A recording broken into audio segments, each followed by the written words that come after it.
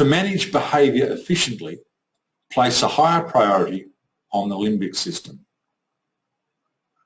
In 2021, could any driver possibly not be aware of the dangers of reading or sending a text whilst driving?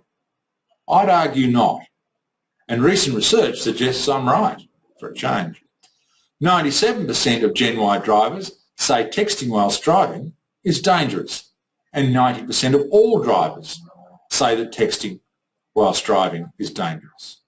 Nothing surprising there, I suspect. What might be more surprising, however, is the recent research suggesting that 43% of Gen Y drivers who believe that texting whilst driving is dangerous do it anyway.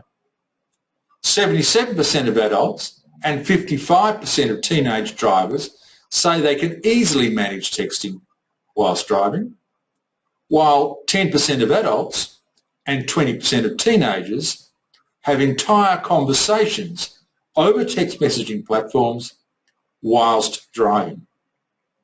Other than suggesting that these people are stupid, irresponsible, excessively confident, or perhaps all three, what do these two sets of findings suggest? Well, one thing these findings suggest is that education alone is very often not enough to change consumer behaviour. Education impacts on the neocortex, the front of the brain, and research suggests that this is often not enough to change the behaviour of many people, including the Y generation.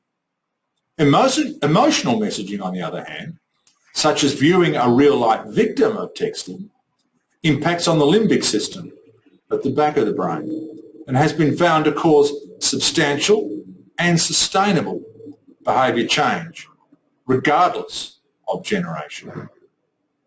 Insights? 1. Education impacting on the neocortex, whilst important, has significant limitations. 2. Real-life emotional examples impacting on the limbic system have far fewer limitations. And 3. Most decisions whilst driving are made in the brainstem and the limbic system, not the neocortex. Recommendations. Firstly, supplement educational messages with messages delivering an emotional connection. 2.